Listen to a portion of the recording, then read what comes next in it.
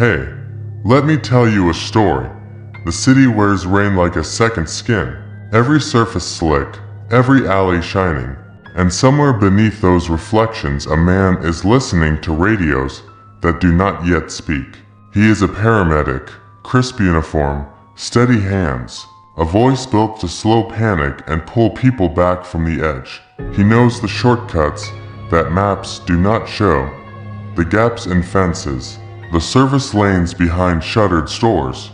He carries a mental atlas of the city stitched with timings and habits and probabilities. Every intersection a small roulette wheel, every night a spreadsheet of fate that he balances in his head. Strangers will call it instinct, the crew will call it a gift, but he knows it is something else, a language learned from years of watching where life frays and how quickly it tears. He does not pray, he audits, he predicts, he decides. The storm begins with a skid on an oily curve, a dull grinding metal kiss against a guardrail, a single breath held across the block, and then the first scream. Neighbors reach for phones. Voices stumble, words spill, but he is already in the cab. Engine turning, tires humming, a line drawn through rain from depot to harm. He arrives before sirens bloom, before blue and red write their graffiti on the clouds. There is glass. There is the stubborn smell of coolant and fear. He slides in with the easy authority of a man who has done this 1,000 times. Checks a pulse, tilts a chin, counts. The driver blinks, tries to speak, fails. The paramedic says calm, breathe, stay with me. He says it like a liturgy. He does not believe but understands. The crowd softens. Someone whispers he is an angel. Someone else wonders how he was here so fast. He tapes. He lifts, he moves the world by inches, and then the ambulance doors close and the street exhales. A camera across the road catches 3 seconds of him looking back over his shoulder. A look that is not tenderness, not pride, something cooler. A ledger being updated. Later, he will stand in a fluorescent hallway and wash his hands longer than needed. A habit wrapped in ritual, wrapped in arithmetic. He will mark in his head that the driver is now in the column labeled deserving, not because of guilt or innocence, but because of the way he fought to breathe, the way he listened, the way he obeyed instruction without bargaining. He believes in obedience, a kind of worth. This is how he puts order where chaos insists on spreading. Other crews have stories. A domestic where he walked in before dispatch was even assigned. A warehouse fall where he pulled a man from a scissor lift that had not yet fully collapsed. It feels like magic from far away. Up close, it is timing and patience and a private algorithm. He parks at corners where near misses like to grow teeth. He drifts near places where weekends bend people into stupid shapes. He is never late because he refuses to start on time. His partner once asked, "How do you always know?" He smiled and said patterns. The partner laughed and told the others. They call him the pattern man. They do not know what he writes on paper napkins during lunch. They do not know the ledger of streets and lives he carries inside his ribs. The ledger has 3 colors. The green are the ones he will drag across fire if he must. The gray are the ones he will serve by the book and nothing more. The red are the ones he will not pull fully back. He does not kill. He tells himself that line each dawn when tired eyes meet an indifferent mirror. He simply chooses where not to add the last ounce of effort, where not to press 1 second longer on the chest, where not to deliver 1 more breath from his lungs. In the quiet taxonomy of his mind, that is not murder. That is allocation. The city has limited mercy. He decides how to pour it. The night after the guardrail crash, there is a second call. A bike against a delivery van. The rider is young, reckless, a smirk still drying on his face. The paramedic hears the history in the words from onlookers. The shouting, the almost hits, the hand that flips someone off at a crosswalk. His hands move anyway. Splint, pressure, transport. He can already see the path this man is walking. He files him gray, not worth the extra mile. Not yet red, not yet green. The hospital lights have a way of bleaching facts until they feel clean. Managers praise his numbers, his arrival windows, his calm reports. He smiles and nods and keeps his ledger hidden. And then there is the survivor, a man who should have died in a rollover on the river road. The frame folded like paper, the river chewing at the shoulder. The paramedic reached him first, slid through broken brush, cut the belt, whispered instructions. The survivor remembers the heat of a glove on his jaw, a count to 4 repeated like a drum. He lives. The city claps in its small ways. Neighbors bake, relatives write, reporters move on, but the survivor cannot sleep.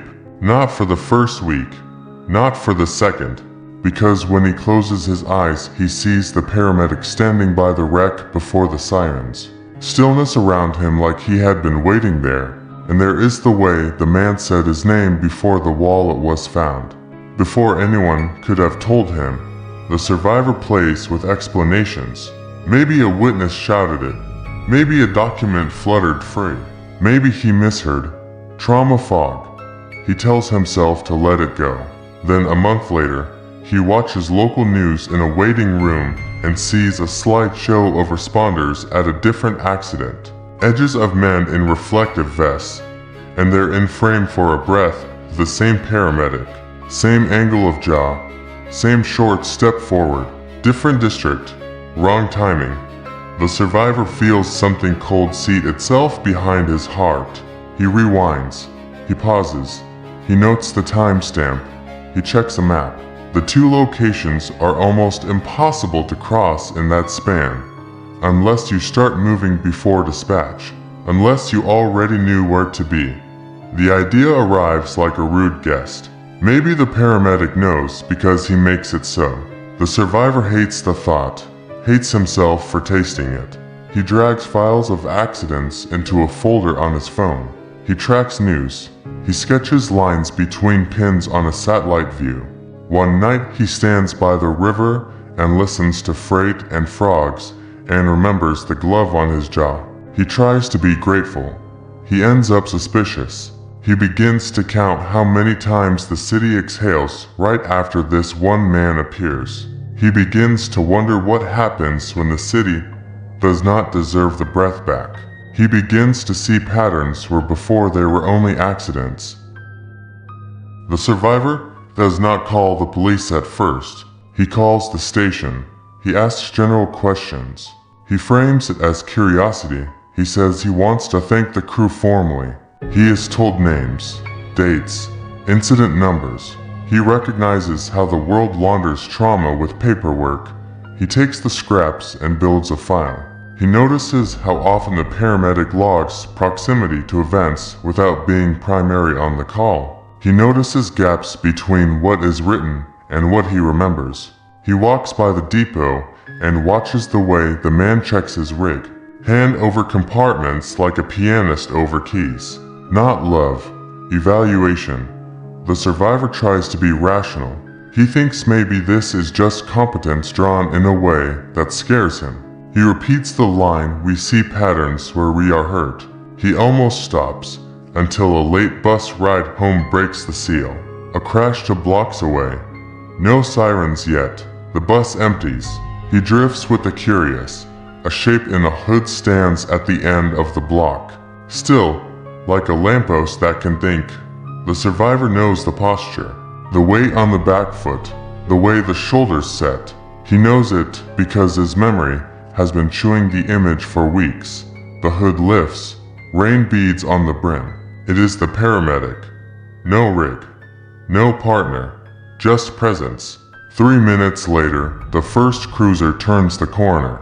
Then the ambulance. The paramedic walks away, not toward the scene, away, as if a clock had rung and he was late for something else. The survivor follows, slow, careful. He watches the man cut through a parking lot, step over a low chain, slip along a wall. He loses him at a loading dock. finds him again in the echo of a stairwell.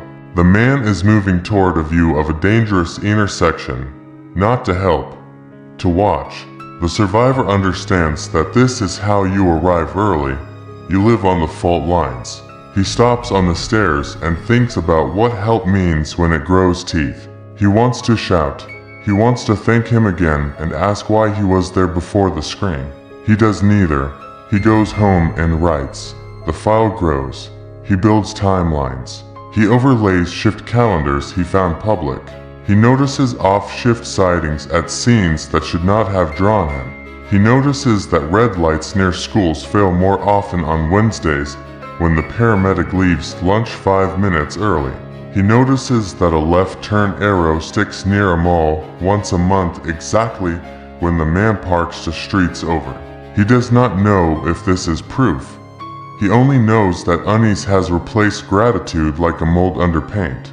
The survivor visits a mechanic friend and learns how sensors go dumb when magnets brush them wrong, how cameras blink when sprayed with the right mist, how small nudges make large messes at speed.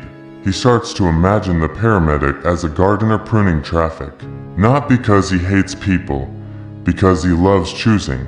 The survivor finally speaks to someone who will listen, a nurse from intake who remembers the paramedic staying too long at bedsides, whispering to the unconscious like he was naming them. She says maybe he just cares, but her eyes cut left when she says it. The survivor calls a reporter. The reporter says, "Bring me documents. Bring me more than a feeling and a hunch." He tries. He fails. Meanwhile, the city continues its choreography. The paramedic continues to stand where the dance is about to stumble.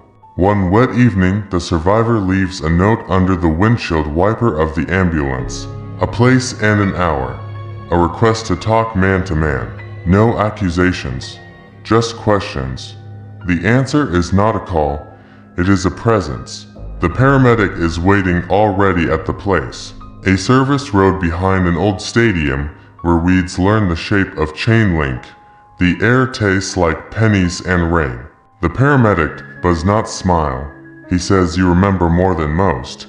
His voice is tired rather than angry. The survivor says, "I owe you my life and it does not feel simple." The paramedic nods and says it is never simple. He looks past the survivor at a line of taillights smeared by water and says, "Do you know how many we lose because help arrives late?" He says, "Do you know how many could live if someone cared enough to be there before the call?" He steps closer and the survivor can smell the sterile tang of glove powder even without gloves. The paramedic says, "I do not make accidents. I move toward them." The survivor says, "But sometimes it seems like you move them toward you." The paramedic does not answer. He takes out a small notebook, not the official one, a private ledger. Pages softened by weather and use. There are names. There are streets. There are tiny symbols the survivor cannot decode. The paramedic says, "The city, a body and it has sickness. Limited medicine. The medicine is time and attention and hands." He says, "I do not waste it. I spend it where it returns dividends." He says, "You were worth it. You listened. You fought. You did not bargain." He says, "Some people do not want to live. They want to test the world and make it carry them." The survivor hears the calm in those words and understands that he is not speaking to a monster from stories. He is speaking to an accountant of breath. The survivor says, "That is not your call." The paramedic looks at the rain and says, "It is when I am the one standing in it." The conversation is quiet and heavy. It ends without threats. It ends with the survivor realizing that proof may never look like proof, because what he fears is a philosophy and not a weapon. Days pass, then a week. He tries to let it fade, but during a downtown festival a generator pops and throws sparks into a mass of plastic bunting. People scatter. A child trips near a curb. The paramedic is there again before the sound has finished being a sound. He lifts the kid. He hands her to a mother who will never know his name. The survivor watches from across the street and feels shame for hating a man who saves children. Then he watches him turn his head toward a motorcade route where a light will soon fail. The survivor makes a choice. He calls the reporter again. He says, "I will put my name on it. I will say exactly what I saw." The reporter agrees to meet. The paramedic steps into a crosswalk and looks small for the first time. Just a man under weather. The survivor wonders if forcing light onto this will save anyone or only tear open a debate that the city will never finish. That night the survivor records a message to himself. "If I disappear, it is because I turned patterns into words." He laughs at his own drama and deletes it. He is trying not to be a character inside someone else, but the city keeps writing. The finale begins on a service lane by the river where the road skin crumbles. A delivery van brakes hard to avoid a stray dog. A compact slides. Metal meets metal. The paramedic appears from the bend where he was already waiting. The survivor is behind him now, close enough to hear the count to 4, close enough to see when the count stops, close enough to know that 2 inches of effort can be a bridge between breathing and not. He shouts continue. He cannot help it. The paramedic finishes the count and adds one more. A siren turns the corner. The decision will be lost in noise. They lock eyes. The survivor understands that this is the only court that will ever convene. To men under rain deciding what mercy costs, the survivor tells the reporter everything anyway. The story runs small, a column lost between weather and sports. Comments split along the usual fault lines. Hero worship and suspicion, and what would you do and none of you were there. The paramedic keeps working. The survivor keeps watching. Endings do not always slam doors. Sometimes they leave them barely ajar, enough to hear footsteps in hallways you do not control. So listen, if you drive home tonight and the road is empty and the sky is tired and somewhere ahead of you a corner gleams like a blade, remember that someone might already be waiting there with a bag and a radio and a ledger. Remember to breathe when told. Remember to fight when asked. And if this story held you for a while in its cold hands, subscribe. Stay with us. There are more nights, more corridors, more footsteps in the rain.